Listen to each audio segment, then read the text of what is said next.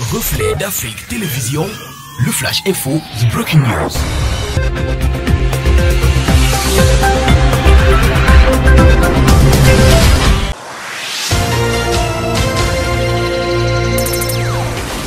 La Commission nationale anticorruption a tenu le 23 septembre 2021 au palais de congrès de Yaoundé la cérémonie de présentation officielle du rapport 2020 sur l'état de corruption au Cameroun. Au cours de la présentation de ce rapport, le docteur Dieudonné Massingons a révélé que la corruption a fait subir à l'état du Cameroun plus de 17 milliards de francs CFA de préjudices financiers.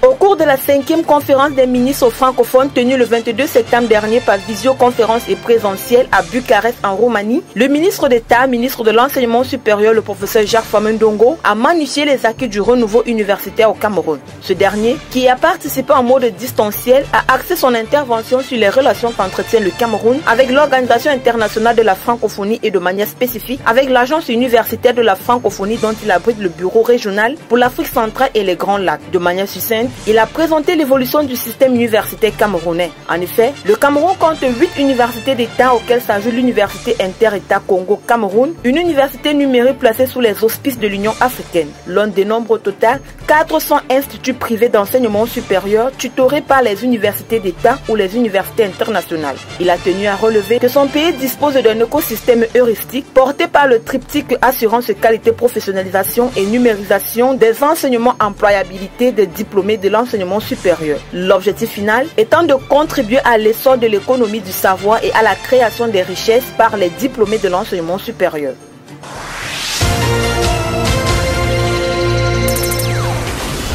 Le 21 septembre dernier, le ministre de l'économie, de la planification et de l'aménagement du territoire, Alamine Ousmane Meh, et Oumaya Arati, directrice générale de l'Export Finance Deutsche Bank, ont signé un accord de crédit. Cet accord de crédit, qui s'élève à près de 5 millions de dollars, soit 3 milliards de francs CFA, servira à la réalisation des études de faisabilité du projet d'alimentation en eau potable dans les villes de Boya, Tiko et Moutenguene, situées dans la région du sud-ouest. Il faut noter que l'objectif de cette étude est de porter le niveau de production journalière d'eau potable dans ces trois localités à 30 000 mètres cubes, élargir les réseaux de transport et de distribution sur 288 km et renforcer les capacités de stockage pour atteindre 16 000 mètres cubes d'eau.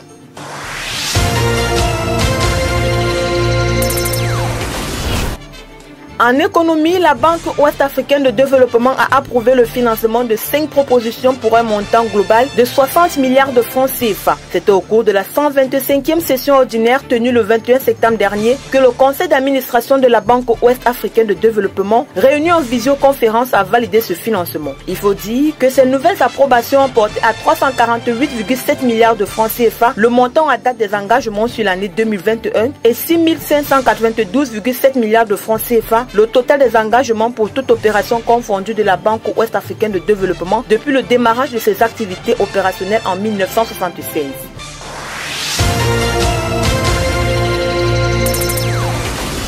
Âgé de 80 ans, l'ex-président par intérim de l'Algérie, Abdelkader Ben Salah, est mort dans la nuit du 21 au 22 septembre 2021 des suites d'une longue maladie. Une annonce qui a été faite par la présidence de la République et le Conseil de la Nation. Né en 1941 à Fela Hussein, Ben Salah a débuté sa carrière comme étant journaliste avant de faire un passage dans la diplomatie. Il a été ambassadeur en Arabie Saoudite entre 1989 et 1993. C'est au Parlement qu'il fait l'essentiel de sa carrière. Élu député en 1977, il a aussi présidé le Conseil national de transition entre 1994 et 1997. En sa qualité de président du Conseil de la Nation, Ben Salah avait assuré l'intérim de la présidence de la République suite à la démission de Abdelaziz Bouteflika le 2 avril 2019, conformément à la Constitution. Son décès intervient quelques jours après la mort de l'ancien président Abdelaziz Bouteflika.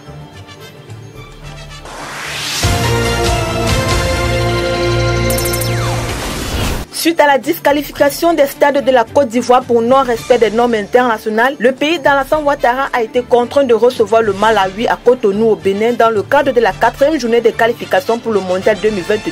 Il faut dire que cette décision intervient après une visite de la Confédération africaine de football en Côte d'Ivoire qui n'a pas homologué les installations sportives de ce pays, jugeant que des travaux sont nécessaires pour accueillir un match international. C'est donc suite à la disqualification du stade Epembe et celui de Yamoussoukro que les autorités ivoiriennes ont effectué effectué auprès des autorités béninoises une demande de délocalisation du match Côte d'Ivoire-Malawi comptant pour la 4e journée des éliminatoires du Mondial 2022 au stade de l'Amitié Générale Mathieu Kérékou. Une mise à disposition du stade qui a été approuvé par la Fédération béninoise.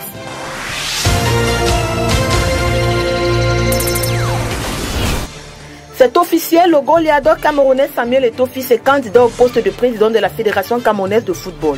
Supputé puis annoncé officieusement, la star du football camerounais Samuel Eto'o-Fils a officiellement déclaré sa candidature à travers ses comptes Facebook et Instagram le 21 septembre dernier. Une candidature qui a été soutenue non seulement par des fans de football mais aussi par des anciens lions indomptables, à l'instar de Bernard Touton qui a décidé d'apporter son soutien à Samuel Eto'o pour l'élection du nouveau président de la Fédération camerounaise de football. Il estime par ailleurs que l'ancien capitaine des lions indomptables du Cameroun se prépare à jouer la rencontre la plus difficile de sa carrière footballistique. Candidat et agent de joueur, Ivo Chi a décidé de se retirer de la course à la tête de la FECAFOOT et d'apporter son soutien à Samuel Eto'o-Fils.